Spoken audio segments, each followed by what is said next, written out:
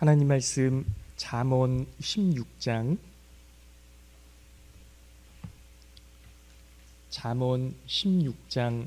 1절부터 9절까지 말씀 보도록 하겠습니다. 잠언 16장 1절부터 9절까지 말씀.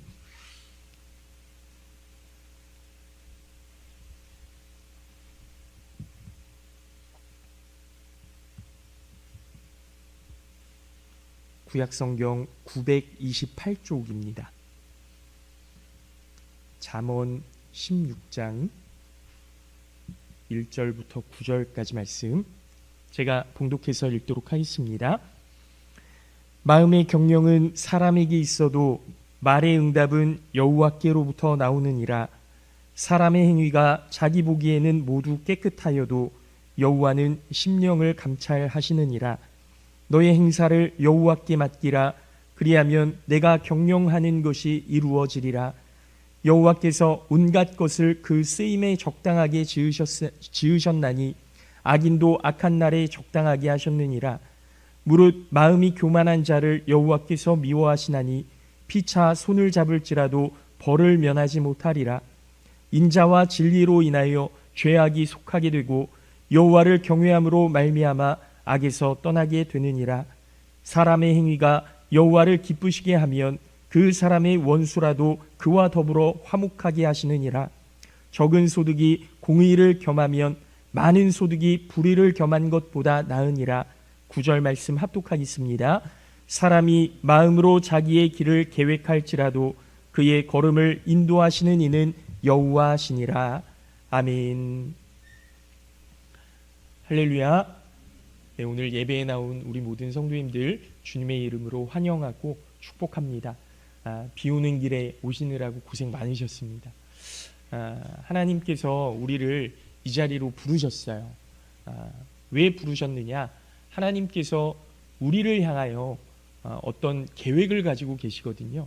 어떤 계획인지는 잘 몰라요. 우리의 삶을 꾸준히 살아내고 하나님 안에서, 하나님의 말씀 안에서 기도하며 순종하며 그렇게 살아갔을 때 뒤돌아보면 하나님께서 나를 이것 때문에 부르셨구나. 하나님께서 우리 교회를 이것 때문에 지으셨구나. 하나님께서 우리를 두 손에 꼭 잡고 계셨던 이유가 바로 이것 때문이었구나. 그렇게 깨닫게 되리라고 생각을 하는 거죠. 그런 은혜가 하나님께서 주시는 귀한 마음과 계획과 뜻이 우리 모든 성도님들 가운데 함께 하시기를 예수님의 이름으로 축원합니다. 마음의 경영은 사람에게 있어도 자기 속에 어떤 계획이 있을지라도 그 계획을 이루시는 분은 하나님이시다. 그러니까 여러분 어떤 건지 아시겠죠? 내가 내 인생의 계획을 아무리 세워간다고 해도 그 계획을 이루시는 분, 그 계획을 끌고 가시는 분은 하나님이시다. 그러니까 우리는 내가 어떤 일을 하고 어떤 열심을 내고 어떤 방향으로 나아가든지 간에 하나님의 손에 붙들려 있다면 내가 하려고 했던 것들 하나님께서 그 모든 것을 합력하여 선으로 바꾸시고 그리고 결국에는 하나님의 계획을 이루기 위해서 우리의 삶을 사용하신다. 이런 뜻 아니겠습니까? 그러니까 여러분 이걸 어떤 운명론으로 생각하시면 안 되고요. 이미 하나님께서 길을 다 정해 놓으셨는데 내가 죄를 짓든 뭘 하든 하나님께서 합력해서 선을 이루도록 그렇게 만들어 놓으셨는데 내가 어떻게 살든지 무슨 상관이냐 이렇게 생각하시면 안 돼요. 하나님께서 그 계획을 파기하시고 버리실 수도 있어요. 그러니까 우리는 뭘 해야 되느냐? 하나님의 손에 붙들려서 순종할 수 있는 마음을, 온유함을, 능력을 하나님 저에게 허락하여 주시옵소서. 그렇게 하나님과 날마다 친밀해져가는 삶의 모습이 있어야 하나님의 계획을 이루시는 거고요. 하나님이 우리를 사용하시는 거고요. 어떤 의미인지 아시겠죠? 운명론이 아닙니다. 이 말씀이. 그 계획을 이루시는 분은 하나님이시다. 마음으로 자기 길을 계획할지라도 그 걸음을 인도하시는 분은 여호와시다 이렇게 말씀하는 겁니다. 궁극적인 결정권자가 하나님이시라는 거예요. 여러분의 인생에서 최종 결정권자가 누구이십니까? 회사의 어떤 대표, 사장, 회장님이라고 하면 그 최종 결정권자가 사장인 거잖아요. 그 대표인 거잖아요. 우리 논산시로 말하면 시장님이 최고 결정권자 아닙니까? 그런데 어떤 중요한 일이 있을 때 우리가 어떻게 결정을 하는가? 성경에 나오는 많은 인물들이 먼저 기도했던 것을 여러분 기억하셔야 돼요. 내 인생에 중요한 문제가 있을 때 최종 결정권을 누가 가지고 있느냐? 내가 결정한 게 아니라 하나님 어떡할까요? 어떻게 할까요? 이렇게 하나님께 맡겨드렸던 거예요. 그것이 신앙이고 믿음이라는 거죠. 내 인생의 결정의 순간들마다 하나님께 그 최종 결정권을 맡겨드리고 하나님의 뜻대로 살아가는 것, 이게 신앙이고 믿음입니다. 최종 결정권자가 하나님이시다라는 믿음이 없으면 우리는 입으로는 하나님을 믿는다고 하지만 하나님을 믿고 의지하는 삶은 아닌 거죠. 나를 믿고 내 뜻대로 살아가는 거지 하나님을 믿는 신앙의 삶이 아니라는 겁니다. 그것을 어떻게 신앙이라고 이야기할 수 있겠습니까? 여러분, 솔로몬이 왕이 됐을 때요, 너무나 잘 아시죠? 솔로몬이 왕이 됐을 때 1,000번제를 드리잖아요. 그렇죠? 1,000번제를 드려요. 1,000번제를 드리고 하나님께서 솔로몬에게 내가 내게 무엇을 해주어야 되겠느냐? 너는 내게 구하라. 내가 해줄 수 있는 것들을 너는 내게 구하라. 그렇게 말씀해 주셨어요. 그래서 하나님 앞에 기도하기를 솔로몬이요, 하나님, 저는 하나님 앞에서 아이입니다. 아이. 그래서 이 많은 백성을 다스릴 수 있는 힘이 없습니다. 제가 이 사람들을 다스릴 수 있는, 재판할 수 있는 능력을, 지혜를 저에게 허락하여 주시옵소서. 그렇게 이야기를 하죠. 그랬더니 하나님께서 이 기도를 기뻐하셨어요. 내가 부나 명예나 권세나 뭐 이길 수 있는 어떤 능력이나 이런 것들을 구하지 않고 지혜를 구하였다니 잘하였도다. 그러면서 지혜와 더불어서 능력과 힘과 권세까지도 다 주시겠다. 그렇게 말씀하시죠. 그렇지만 그 지혜를 얻은 솔로몬의 인생 속에서 최종 결정권자가 마지막에 하나님이 아니시게 되는 거예요. 성전을 짓고 또 솔로몬 성전을 짓고 자기 궁전을 또 지으면서 최종 결정권자가 자기가 아니게 되는 거예요. 살다 보니 처음에는 하나님 앞에 구하고 하나님과 더욱더 친밀하고 하나님의 음성을 들으려고 했지만 나중에는 그가 하나님을 떠나는 인생이 되어버린 것이죠. 우리들도 살아오면서 쌓았던 경험과 지식을 내 것으로 여기고 내 힘으로 살아갈 때는 결국 신앙의 삶에서 실패할 수밖에 없는 겁니다. 처음에는 하나님, 우리의 삶을 도와주시옵소서 그렇게 지내왔지만 마지막에 가서 최종 결정권자가 하나님이 아니게 되면 우리의 인생이 솔로몬과 다를 바가 없게 되는 거예요. 실패할 수밖에 없는 거죠.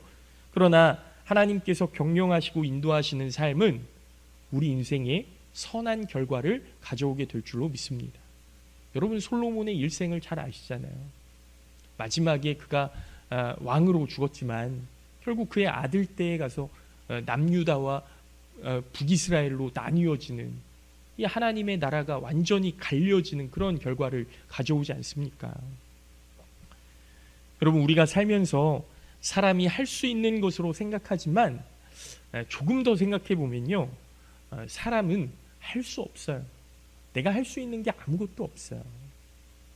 뭐 전에도 말씀드렸지만 제가 좋아하는 목사님 가운데 이재철 목사님이라고 계시는데요, 은퇴하셨어요.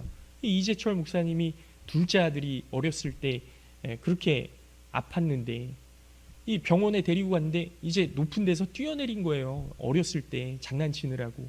근데 이 애가 다리가 부러졌는데 뼈가 이렇게 튀어나왔대요. 근데 얘를 마취를 해야 되는데 그때 의료로는 마취가 안 되더래요. 이 마취를 할 수가 없더래요. 뼈를 맞추고 근육을 뭐 어떻게 한 다음에 마취를 할 수 있었다고 그렇게 이야기를 하시더라고요. 그런데요, 얘가 아프니까 그 뼈 맞추도록 이렇게 내버려 둡니까? 막 발버둥을 치고 난리를 치지 않겠어요? 의사가 이재철 목사님한테 아버님 위에 몸 꽉 붙들고 계세요. 이렇게 꽉 붙들고 있고 의사는 이쪽 한쪽 다리 붙잡고 간호사가 또 의사가 그 뼈를 맞추느라고 그렇게 고생할 때 이재철 목사님이 느꼈던 게 그거였답니다. 하나님, 제가 아들을 위해서 해줄 수 있는 게 아무것도 없네요. 하나님, 제가 아들을 위해서 해줄 수 있는 게 아무것도 없네요. 여러분 그렇지 않습니까? 우리가 걱정은 해줄 수 있고 뭐 돈 몇 푼 이렇게 쥐어줄 수는 있겠죠. 뭐 조금씩 이렇게 도와줄 수는 있을 거예요. 그런데 그의 인생에 가장 아프고 힘들고 어려울 때 뭔가 해결책을 줄 수는 없어요. 아무것도 해줄 수가 없습니다. 얼마나 안타깝습니까? 사람은요, 할 수 없어요. 내 인생이 내 마음대로 됩니까? 자식들의 인생이 내 마음대로 됩니까? 태어난 것도 내 마음대로 태어나지 못했는데 우리 인생이 내 마음대로 되는 것이 하나도 없는 거예요. 사회에서도 조직 내에서도 사람들은 직책이 올라가고 자리가 올라가면 무언가 할 수 있는 것으로 착각하면서 살아가는데요. 자리가 올라가면 그만큼 권한도 커지고 할 수 있는 능력도 커지는 걸로 알고 있지만 중요한 건 뭐냐? 책임이 커져가는 거예요. 책임이. 그가 할 수 있는 거 사실 별로 없어요. 아이들이 어른이 되면 뭐든지 다 할 수 있을 것으로 생각했는데 그렇지 않거든요.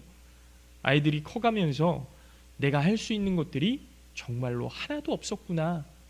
우리 어르신들은 다 절감하시잖아요. 내 힘으로 할 수 있는 것이 아무것도 없었구나. 하나님의 도움만이, 하나님을 붙드는 것만이 최선이었구나라는 것을 뼈저리게 느끼게 될 때 그때부터 우리 신앙의 첫걸음이 시작되는 거예요. 하나님, 제 힘으로는 하나도 할 수 없습니다. 항복입니다. 하나님. 하나님이 제 인생을 붙잡아 인도해 주시옵소서. 여기부터 이게 신앙의 첫걸음이에요. 여러분, 그러면 왜 우리가 하나님께서 궁극적인 그 결정권자이시고 성취자이시고 그런 것들을 우리가 왜 인정해야 될까? 첫 번째로 그것을 믿어야만 우리의 생각이 바르게 되기 때문입니다. 하나님께서 최종 결정권자이시고 하나님께서 이루시는 최종 성취자이신다는 것을 우리가 믿어야만 우리의 생각이 바르게 될 수 있다는 거예요. 여러분 3절 말씀입니다. 너희의 행사를 여호와께 맡기라. 그리하면 내가 경영하는 것이 이루어지리라 그랬습니다. 우리의 행사를 하나님 앞에 맡긴다는 것은 우리 삶의 일들만을 이야기하는 건 아니에요. 우리의 생각까지도 하나님께 맡기는 거죠. 그렇게 우리의 일을 맡기고 우리의 생각을 맡기면 하나님께서 그 모든 것을 책임져 주시겠다는 것 아닙니까? 우리가 어떤 일을 할 때 동기가 선하고 목표가 바르다고 해도 일을 하는 사람들이 선하지 못하면 결과는 정반대로 나올 수 있는 거예요. 여러분 이번 주에 TV를 보다 보니까 역사를 이야기해 주는 프로그램이 있었어요. 역사를 이야기해 주는 프로그램. 여기서 독일의 히틀러 이야기가 나왔거든요. 히틀러 너무나 잘 아시죠? 세계 2차 대전을 일으켰던 장본인이고 유대인 600만 명을 죽였던 정말 그 시대의 살인마 아닙니까? 근데 이 아돌프 히틀러가요, 이제 전쟁이 점점 져가고 있을 때, 패배의 그런 색이 짙어가고 있을 때 원자폭탄을 개발을 합니다. 그 기술을 독일이 가장 먼저 개발을 했어요.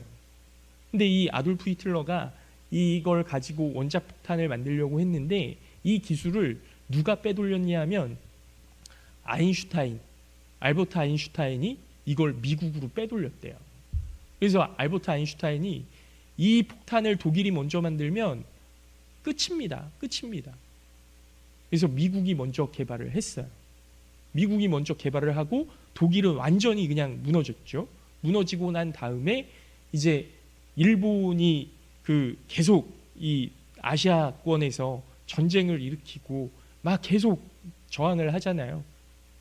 그러다가 일본이 개발한 원자폭탄 두 개를 맨 처음에 히로시마에 떨어뜨리고 그 다음에 나가사키에 떨어뜨렸다는 거예요. 여러분, 이 원자 폭탄을 만들 때 이 원자가 핵분열을 일으켜서 에너지를 얻는다고 했을 때 맨 처음에는 좋은 뜻으로 만든 거였거든요. 이게 우리의 정말 새로운 그런 에너지원이 되겠다. 그런데 이 히틀러는 폭탄을 만들려고 하는 거예요. 미국도 역시 이 핵분열을 이용해서 결국에는 폭탄을 만들게 된 거죠. 여러분, 사람이요 어떻게든 그런 선한 목표와 선한 생각으로 이 일을 시작했다고 하지만 사용되는 건 어떻습니까? 사람을 살리는 데 사용되지 않고 사람을 죽이는 데 사용되는 그 예들이 너무나 많아. 너무나. 일을 하는 사람들이 선하지 못하면 정반대의 결과가 오게 되는 겁니다. 마찬가지로 우리의 생각이 바르지 못하면 방향이 달라지는 거죠. 우리의 생각이 먼저 바로 서야 우리의 일도 바르게 세워지는 겁니다. 그런데 우리 생각을 우리 스스로가 바르게 할 수 있을까요? 그러니까 우리의 생각은 계속 바르다고 생각해요. 근데 착각이에요. 바르지 않아요. 사람들은 굉장히 이기적이어서 나를 위해서 생각하지 남을 위해서 생각하지 않는다는 거예요. 하나님, 제가 이웃을 사랑할 수 있게 해주십시오. 그렇게 기도하셔야 되는 거잖아요. 왜냐하면 하나님이 너는 이웃을 사랑해라 명령하셨으니까. 근데 이웃을 사랑하게 됩니까? 아니요. 나를 사랑한다니까요. 우리는 그렇게 이기적인 존재라니까요. 내 생각이 바르다고 생각하지 마십시오. 여러분, 호세아서에 보면 북이스라엘이 우상을 섬기고 온갖 악을 다 행합니다. 그래서 하나님께서 너희들 하나님께로 돌아오라, 그렇게 호세아 선지자를 통해서 이야기를 해요. 그러면서 어떻게까지 말씀하시는지 아십니까? 호세아 12장 8절 말씀을 보면 나는 실로 부자라, 내가 재물을 얻었는데 내가 수고한 모든 것 중에서 죄라 말할 만한 불의를 내게서 찾아낼 자가 없으리라. 이게 북이스라엘이 했던 이야기예요. 그렇게 우상을 섬기고 사람들을 막 힘들게 하고 타락시키고 뭐 이런 온갖 죄란 죄는 다 저지르면서 나는 부자다. 나는 부자다. 나에게서 불이라고 할 만한 것들을 찾아낼 수 없으리라. 이렇게 이야기한다니까요. 자기가 잘못한 것은 아무것도 없다는 겁니다. 내가 기준이 되면 당연히 알 수 없죠. 하나님이 기준이 되고 말씀이 기준이 되어야 우리의 생각을 바르게 할 수 있다는 것을 여러분 믿으시기 바랍니다. 그래서 너의 행사를 여호와께 맡겨라. 그리하면 내가 하는 일들이 이루어지리라. 형통하리라. 사랑하는 성도 여러분, 사람이 마음으로 어떤 계획을 세우든지 간에 그 계획에 응답하시는 분은 하나님이시고, 마음으로 어떤 길을 가고자 계획할지라도 그 걸음을 인도하시는 분은 하나님이십니다. 그러므로 너희의 행사를 여호와께 맡기라. 맡기라는 의미가 하나님께로 던져라, 하나님께로 굴려라, 그러니까 하나님께 미루라는 거예요. 그러니 모든 것, 그러면 하나님께서 경영하실 것이다, 하나님께서 이루실 것이다, 절대적인 신뢰를 가지고 하나님께 맡기라는 거죠. 하나님은 이루시는 분이시고 책임자가 되십니다. 최종 결정권자이십니다. 그 하나님께 모든 일을 맡기시되 생각까지도 맡기시는 우리 모든 성도님들 되시기를 예수님의 이름으로 축원합니다.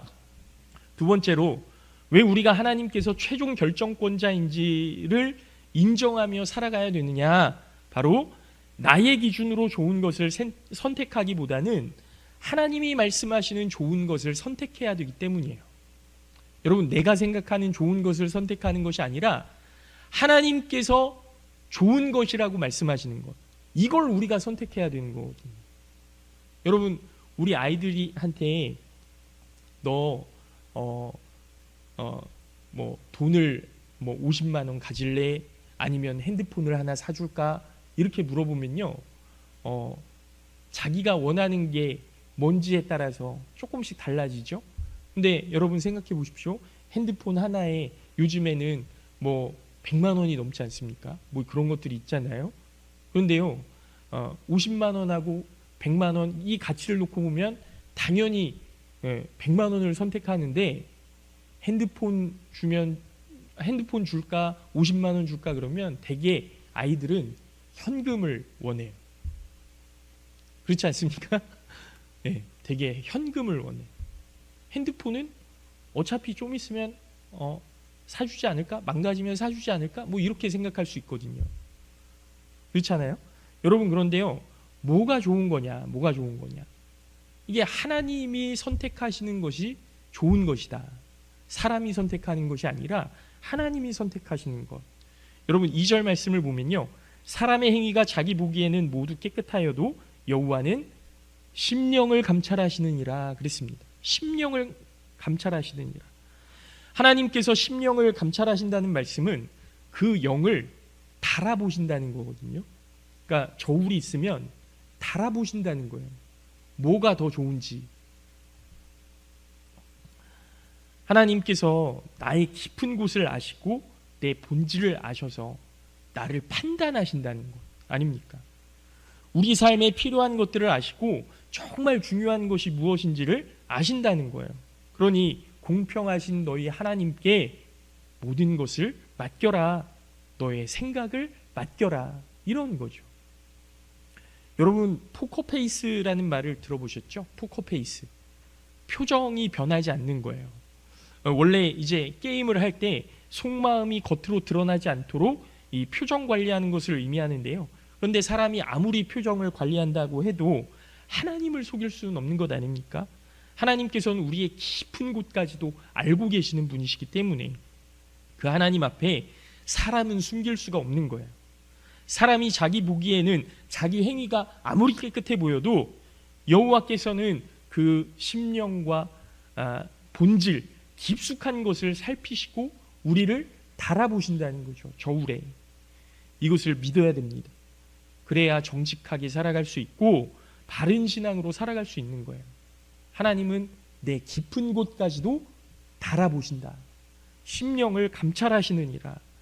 그래서 8절 말씀을 보면 적은 소득이 공의를 겸하면 많은 소득이 불의를 겸한 것보다 나으니라 그랬습니다. 왜 적은 소득이 많은 소득보다 낫냐 하면 하나님께서 인정하시는 그 초점과 중심이 소득의 많고 적음이 아니라 공의냐 불의냐 여기에 달려있다는 거예요. 바른 일을 행하느냐 그릇된 일을 행하느냐. 결국 하나님께서 우리의 최종 결정권자가 되신다는 믿음으로 살아갈 때 소득이 아니라 하나님의 의, 하나님께 중심을 두고 살아가는 삶이 될 수 있다라는 거죠. 5절 말씀에도 보면 물은 마음이 교만한 자를 여호와께서 미워하시나니 피차 손을 잡을지라도 벌을 면하지 못하리라 그랬습니다. 교만을 하나님께서 미워하신다는 말씀이시거든요. 교만을 미워하신다. 싫어하는 게 아니라 미워하신다. 싫으면 그냥 지나가면 그만이죠. 근데 미워한다는 건요, 그냥 내버려 둘 수가 없는 거예요. 교만은 하나님께서 미워하시기 때문에 반드시 그것을 고치신다는 거죠. 고치시는 방법은 하나님의 뜻에 달려있는 겁니다. 교만하지 못하도록 부수시기도 하시고요, 모든 것을 다 빼앗기도 하시고요, 광야로 내쫓으실 수도 있어요. 그러면 왜 교만할까? 모든 것을 성취하시고 이루시는 최종 결정권자가 하나님이 아니라 사람인 거예요. 나인 거예요. 내가 내 인생을 이끌어간다고 생각하기 때문에 교만한 겁니다.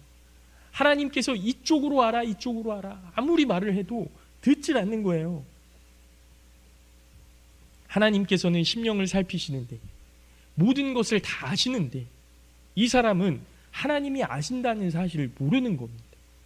그래서 교만해지는 거예요. 그 교만이 결국 하나님과 멀어지게 만드는 거고요. 그래서 우리는 교만하지 않도록 기도해야 됩니다. 어떠한 교만도 안 됩니다.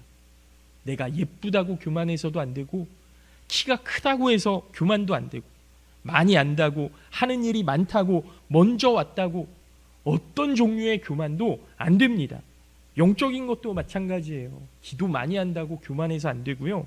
전도 많이 한다고 교만해서 안 되고, 그 모든 종류의 교만을 하나님께서 미워하신다. 그 교만을 하나님께서 절대로 놔두지 않으시고 벌하시겠다고 말씀하셨어요. 결국 하나님께서 교만으로 살아가게 두시지 않고 하나님을 의지하면서 살아가도록 우리의 삶을 바꾸신다라는 거죠. 사랑하는 성도 여러분, 하나님께서는 우리의 영을 달아보십니다. 달아보세요.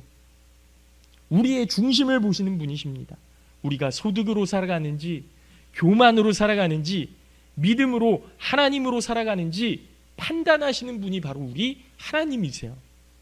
그래서 더 좋은 길, 하나님의 의로 살아가도록 인도하시고 하나님을 의지하도록 인도하시는 분, 바라기는 그 심령을 감찰하시는 하나님께서 더 좋은 길로 인도하실 때 그 말씀에 순종하시는 우리 모든 성도님들 되시기를 예수님의 이름으로 축원합니다. 마지막으로 우리가 최종 결정권자이신 하나님을 신뢰하며 살아갈 때 악에서 떠날 수 있다는 거예요. 악에서 떠날 수 있다. 6절 말씀에 인자와 진리로 인하여 죄악이 속하게 되고 여호와를 경외함으로 말미암아 악에서 떠나게 되느니라 그랬습니다. 인자와 진리로 인하여 죄악이 속하게 되었다. 여러분, 인자와 진리는요, 하나님께서 우리를 대하시는 방법이거든요. 우리를 긍휼히 여기시고 우리에게 진리로 대하세요. 여러분, 사탄은 어떻습니까? 우리를요 깔아뭉개요. 거짓말을 해요. 거짓의 영이잖아요. 우리를 속여요. 야, 너 필요 없어, 이 세상에서. 야, 그거밖에 못하냐? 하나님은 어떠세요? 그래도 사랑한다. 내가 너를 사랑한다. 그래도 내가 너와 함께한다. 너 노력하면 할 수 있다. 내가 너와 함께하고 내가 너의 능력이 되겠다. 이게 하나님께서 우리를 대하시는 방법 아닙니까? 인자와 진리. 하나님께서 우리를 인자와 진리로 대하시고 그 인자와 진리로 죄를 속해 주신다는 거예요. 그러니까 우리가 신앙인이라면 다른 사람을 대할 때 하나님께서 나를 대하셨던 것처럼 그렇게 대해야 되는 거죠. 야, 너 그거밖에 못해? 야, 이거 왜 못했어? 이렇게 대하는 것이 아니라, 그래, 오늘은 못했지만 너 할 수 있어. 격려하고 위로하고 선한 말로 대하고 선한 마음으로 대하고 참아주고, 이게 하나님께서 우리에게 원하시는 모습 아닙니까? 사랑과 진실함, 성실함으로 사람을 대해야 된다는 거죠. 그러면 죄악이 속하게 된다, 용서받게 된다라는 거예요. 죄는 하나님을 떠난 인생의 결과물입니다. 이 나쁜 결과물들이 돌무더기처럼 우리 인생의 한켠에 쌓여 있는 거예요. 그런데 하나님을 만나면서 이 삶의 모습이 더 이상 죄에 이끌려 살아가는 것이 아니라 하나님의 말씀을 붙들고 살아가는 모습으로 바뀌어진 거죠. 그러면 그렇게 변화된 삶의 모습이 우리가 사람들을 대할 때 인자와 진리로, 성실함으로 그렇게 대하게 되는 것 아닙니까? 그때 돌무더기처럼 쌓여진 이 죄들이 하나씩 하나씩 없어지는 거예요. 하나씩 하나씩 없어지는 겁니다. 그냥 용서했어, 그 죄가 그냥 그대로 있는 것이 아니라 완전히 속하여진다. 산산이 부서지는 거예요. 없어지는 거예요. 여호와를 경외함으로 말미암아 악에서 떠나게 되느니라. 이 말씀 역시 같은 뜻 아닙니까? 이쪽으로 가면 하나님의 나라가 있어요. 저쪽으로 가면 어두운 사망의 골짜기가 있습니다. 하나님께로 가려면 이쪽으로 가야죠. 어두운 사망의 골짜기에서 멀어지려면 이쪽으로 가야 되는 것 아닙니까? 그러니까 죄를 멀리하려면 하나님께로 가야 저절로 죄악에서 멀어질 수 있는 거예요. 그러므로 하나님께 가는 인생은 하나님께서 주신 은혜를 누리게 되는 거죠. 그리고 하나님께서 주신 은혜로 말미암아 감사하는 인생을 살게 되는 겁니다. 바라기는 우리 모든 성도님들이 인생의 모든 것을 주관하시는 하나님을 신뢰하심으로 죄에서 떠나게 되고 악에서 멀어지는 인생이 되고 하나님과 더 가까워지는 인생이 되실 수 있기를 예수님의 이름으로 축원합니다. 이제 말씀을 마칩니다.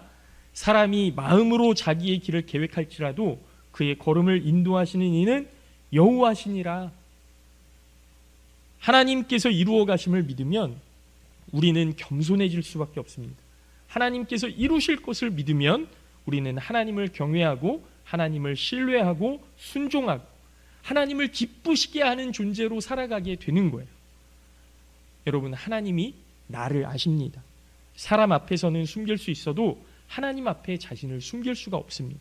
그때 진실한 기도, 어린아이와 같은 그 기도를 드릴 때 하나님께서는 들으시고 응답하심을 믿습니다. 우리가 인생을 살아가면서 무언가를 할 수 있다고 생각할 때에는 하나님을 의지할 수 없어요. 그러나 내가 아무것도 할 수 없음을 깨닫고 하나님의 은혜를 구할 때 하나님께서 붙들어 주시고 하나님께서 동행해 주실 줄로 믿습니다. 사랑하는 성도 여러분, 하나님을 의지하는 삶은 하나님께서 도와주시는 삶이 아니라 모든 것을 하나님께서 해주시는 거예요. 다시 한번 말씀드릴게요. 하나님을 의지하는 삶은 하나님이 도와주시는 삶이 아니고요, 하나님이 모든 것을 해주시는 삶이라는 거예요. 옆에서 그냥 조금씩 도와주고 이게 아니고요, 하나님이 다 맡아서 해주시는 거예요. 이게 하나님을 의지하는 삶이에요. 최종 결정권자가 하나님이 되시면 우리의 생각을 바르게 하시고 우리가 하나님의 뜻과 의도를 따라 살도록 하시고 악에서 멀어지는 삶을 살아가게 하실 줄로 믿습니다.